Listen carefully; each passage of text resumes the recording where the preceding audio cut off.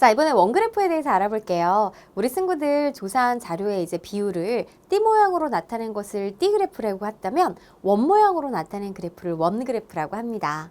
그래서 전체에 대한 각 부분의 비율을 원 모양에 나타낸 그래프예요. 자, 이런 모양이죠, 우리 친구들. 언제 많이 해봤냐면 방학 계획표 세울 때 우리가 여기 자정 12시부터 해가지고요. 한 바퀴 이렇게 돌아가지고 우리 계획표 세워본 적 있죠? 하루 계획표의 모양을 하고 있답니다. 자, 그럼 이 원그래프의 특징을 한번 알아볼게요. 지금 예를 들어서 다음과 같은 원그래프는 토지의 용도별 넓이가 나와 있는데 주택 30%, 산림 25%, 밭 35%, 논 10%로 나와 있습니다. 그럼 이 또한 마찬가지 띠그래프와 마찬가지로 띠그래프에서는 띠를 많이, 그러니까 띠를 길게 갖고 있는 항목의 비율이 높았잖아요. 여기서도 넓으면 넓을수록 항목의 비율이 높다라고 볼 수 있어요. 그래서 원그래프의 특징, 전체에 대한 각 부분의 비율을 쉽게 알 수 있습니다. 예를 들어 토지를 밭으로 사용하는 비율은 토지를 찾아주는 거예요. 자, 밭으로 사용하는 비율이니까 밭을 찾아야 되겠네요. 자, 밭 어때요? 여기 35%가 있죠. 그래서 35%입니다. 라는 걸 알 수 있고요. 아니면 토지를 주택으로 사용하는 비율은 주택을 찾아서 30%. 토지를 산림으로 사용하는 비율 25%. 토지를 논으로 사용하는 비율 논 찾아가지고 10% 이렇게 알 수 있는 거예요. 그리고 또 각 항목끼리의 비율을 쉽게 비교할 수 있습니다.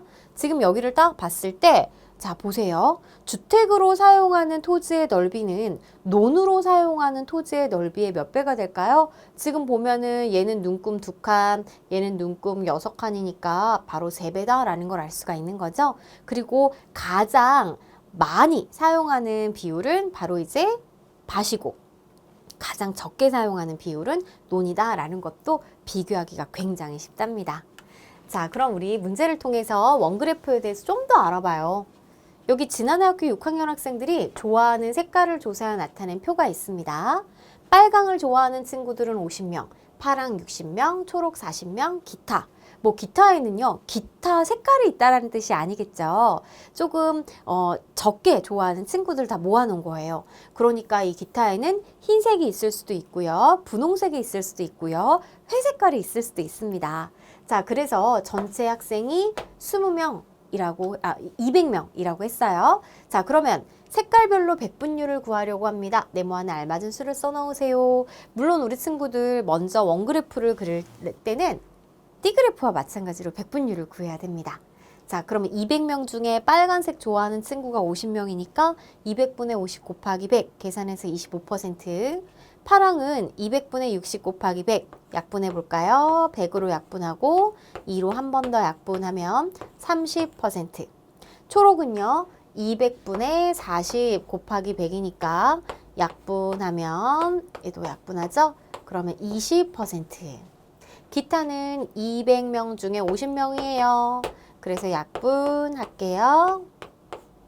25%가 되는 걸 알 수 있어요. 자, 그래서 빨강 25%, 그 다음에 파랑 30%, 초록 20%, 그 다음에 기타 25%. 그런 다음에는 앞에서 구한 백분율을 이용해서 네모안에 알맞은 수를 써넣으세요 라고 했습니다. 지금 여기 빨강부터 해가지고 눈금, 작은 눈금 한 칸은 지금 보세요. 25까지 5칸이니까 한 칸의 크기는 바로 5%가 되는 걸 알 수 있어요. 그러니 빨강은 25%니까 5칸, 파랑은 30%니까 6칸, 그래서 30%가 되고, 초록은 20%죠. 그래서 4칸, 그 다음에 기타는 25%입니다. 5칸으로 완성할 수가 있겠습니다. 자, 원그래프로 나타내는 방법에 대해서 알아보죠. 띠그래프를 나타내는 방법과 같습니다. 그래서 원그래프로 나타내는 방법은 먼저 일단은 자료를 보고 각 항목의 백분율을 구해줘야 되는 거예요. 자, 여기 받고 싶은 선물별 학생 수를 조사한 표가 있어요. 전체 30명을 대상으로 조사했을 때 휴대폰은 12명, 책은 3명, 개인기는 9명, 기타 이제 6명입니다. 그러면 각 백분율을 자, 30분의 12 곱하기 100을 해서 구하고 30분의 3 곱하기 100, 30분의 9 곱하기 100, 30분의 6 곱하기 이제 100을 해서 구했어요. 그런 다음에 우리 백분율의 합계가 100%가 맞는지도 꼭 확인을 해야 되겠죠? 확인을 해서 맞았다면, 자, 우리가 D그래프에서 D를 나눴듯이 원그래프에서도 원을 나눠줍니다. 그래서 각 항목이 차지하는 백분율의 크기만큼 선을 그어 원을 나눠주는 거죠. 지금 눈금 5칸이 25%를 나타내는 거니까 눈금 한 칸의 크기는 이제 5%를 나타내는 거잖아요. 그러면 40%는 눈금 몇 칸? 8칸. 그 다음에 10%는 눈금 2칸. 30%는 눈금 6칸. 20%는 눈금 4칸이에요. 그런 다음 세 번째, 나눈 부분에 각 항목의 내용과 백분율을 쓰고 제목을 써줍니다. 자, 여기 휴대폰 40%, 책 10%, 게임기 30%, 기타 20%. 칸이 좁아서 안에 쓸 수 없다면 이 책처럼 이렇게 화살표로 밖으로 써줘서 표시를 해줄 수가 있어요. 그런 다음 표와 같은 제목을 붙여주면 되겠습니다. 그럼 우리도 한번 문제를 통해서 원그래프 완성해 볼까요? 희민의 학교 6학년 학생들이 좋아하는 채소를 조사 나타낸 표입니다. 물음에 답하세요. 자, 오이, 당근, 감자, 호박. 우리 친구들은 어떤 채소를 좋아하나요? 자, 합계 200이니까 200명을 대상으로 조사를 했네요. 그래서 오이는 30명이 좋아하니까 200분의 30 곱하기 100을 해서 백분율 구해봤어요. 당근, 감자, 호박은 우리가 구해야 되겠는데요. 자, 첫째, 위의 표를 완성해 보세요 라고 그랬으니까 우리 당근부터 한번 구해 볼게요. 당근은 200명 중에 80명이 좋아한대요. 곱하기 이제 100을 해주면 되겠죠. 약분합시다. 2로 한 번 더 약분하면 40%가 되겠어요. 그 다음에 감자는요. 전체 200명 중에서 50명이 좋아한대요. 그래서 곱하기 100을 하면요. 자, 약분해서 25%가 되는 걸 알 수가 있어요. 그 다음 호박은요. 호박 여기다 해볼까요? 200명 중에 40명이 좋아한대요. 곱하기 100 약분하면요. 20%가 되는 걸 알 수가 있어요. 자, 따라서 우리 당근은 40%, 감자는 25%, 그 다음에 호박은 20%가 나왔습니다. 요거 지우고 그냥 그 다음으로 넘어가면 안 된다, 얘들아. 바로 뭘 체크해줘야 돼요? 맞아요. 내가 구한 백분율의 합이 100이 맞는지 체크해줘야죠. 자, 이렇게 더하면 55네. 이렇게 더하면 80이고 80 더하기 20은 100이 맞네요. 100 맞습니다. 자, 그러면 우리 이제 이 위의 표를 보고 오른쪽 원그래프를 완성해 보세요 라고 그랬으니까 두 번째 내용이 뭐였어요? 첫째, 백분율을 구한다. 둘째, 원을 나눈다. 셋째, 항목과 백분율을 쓴다. 넷째, 제목을 써준다. 물론 제목을 먼저 써도 되지만요. 자, 그럼 일단은 우리 한 칸이 5%니까 오이가 세 칸으로 나눠졌으니 당근, 자, 40%예요. 몇 칸이에요? 8칸이죠? 하나, 둘, 셋, 넷, 다섯, 여섯, 일곱, 여덟. 여기까지 나누고 감자는 25%니까 하나, 둘, 셋, 넷, 다섯 이렇게 나누고요. 오이는 20%. 자, 다 나눴습니다. 그 다음에 오이 15%, 당근 40%, 감자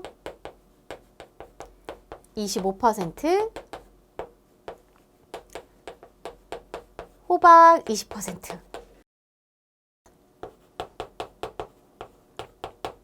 좋아하는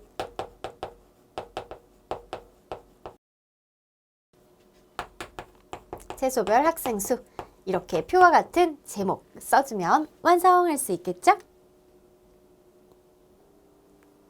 그래프 해석하기. 자, 우리 친구들 D그래프를 보고 우리가 직접 이렇게 만들어 봤잖아요. 만들어 보는 거에서 그치지 않고 이 그래프에서 어떤 자료의 내용을 알아낼 수 있는지를 이제 해석해 보도록 할게요. 자, 여기 곡식별 수확량이 D그래프로 나와 있습니다. 쌀 35%, 보리 20%, 콩 15%, 기타 30%. 그럼 여기에서 가장 높은 비율을 차지하는 곡식 찾을 수 있죠? 가장 띠가 긴 부분을 찾으면 돼요. 어디예요? 여기네요. 그래서 쌀이다 라는 거 알 수가 있는 거고, 또 수확량이 차지하는 비율이 20% 미만인 곡식은 이렇게 물어봤어요. 그러면 20% 미만이니까 우리 친구들 작은 누금 한 칸에 바로 이제 5%라면 20%는 이제 4칸이잖아요. 4칸보다 더 짧은 부분을 찾아보면 되겠죠. 아니면 여기 직접적으로 써 있기 때문에 35, 20, 15, 30 중에서 20보다 작은 부분을 찾으면 되는 거죠. 바로 콩이다 라는 걸 알 수 있습니다. 자, 그리고 쌀 또는 보리의 수확량은 전체의 몇 %냐? 쌀 또는 보리니까 우리가 35%와 20%를 합한 55%예요 라는 것도 알 수가 있는 겁니다. 자, 이뿐만 아니라요. 우리 친구들 또 어떤 내용들을 알 수가 있을까요? 자, 우리가 이제 기타라는 거는 또 이제 여러 가지 여기에 나와 있는 이 주요 곡식이 아니라 이제 작은 이 곡식들을 모아놓은 거란 말이에요. 그죠? 그렇기 때문에 여기에서는 가장 이제 수확량이 높은, 적은 비율을 차지하는 곡식이 콩이다. 뭐 이런 것도 알 수가 있는 거잖아요. 맞아요. 자, 그래서 비율은 수량을 나타내는 것이 아니고 우리 친구들 차지하는 비율을 나타내는 것이다 라는 것도 알 수가 있습니다. 그럼 이번에는 원그래프에서도 어떤 내용 해석할 수 있을지 한번 알아볼게요. 지금 여기 혈액형별 학생수가 나와 있어요. 지금 A형 30%, B형 20%, AB형 15%, O형 35%입니다. 그럼 이거를 보고 일단 선생님이 이렇게 물어봤어요. 가장 높은 비율을 차지하는 혈액형은 뭐야? 라고 한다면 가장 이제 넓이가 많은 부분, 넓이가 넓은 부분을 찾아보면 되겠죠. 딱 보니까 O형이네요. O형이에요 라고 이렇게 답하면 되겠어요. 그 다음 혈액형 중 비율이 30% 이상인 것은 뭐야? 30% 이상이니까 30%를 포함하는 거죠. 그래서 A형 하고요. 그 다음에 O형 두 개예요. 이렇게 답할 수 있습니다. 아니면 반대로 혈액형 중 비율이 30% 미만인 것은 무엇인가요? 라고 물어보면 B형과 AB형이요 라고 이렇게 답할 수 있겠죠. 자, A형인 학생 수는 AB형인 학생 수의 몇 배일까? A형인 학생 수는 AB형인 학생 수의 몇 배일까? 선생님, 얘는요 지금 30%라는 건 비율이지 학생 수가 30명이라는 건 아니잖아요. 그런데 어떻게 학생 수가 몇 배인지 알 수 있나요?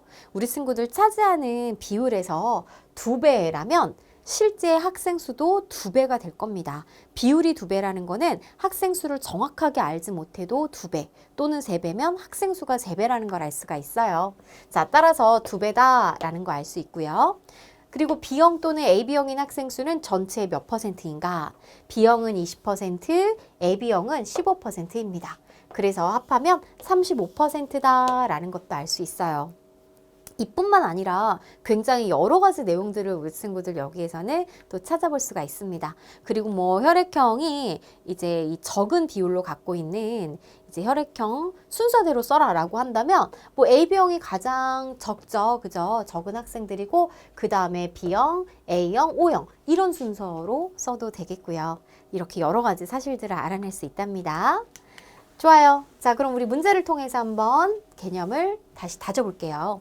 지금 여기 영예내 반 학생들이 해외여행을 가고 싶은 나라를 조사해 나타낸 띠그래프인데 옳은 것엔 동그라미 표, 틀린 것에는 X표 하세요 라고 그랬습니다. 지금 보니까 미국 30%, 중국 20%, 일본 25%, 기타 25%네요. 자, 띠그래프에서는 각 항목이 차지하는 길이를 비교하면 어느 나라를 가장 많이 가고 싶어 하는지 가장 적게 가고 싶어 하는지를 알 수가 있는 거죠. 자, 먼저 첫 번째. 가장 많은 학생이 가고 싶은 나라 미국이네요. 자, 가장 띠의 길이가 긴 걸 찾아보면 네, 미국이 많네요. 그래서 O.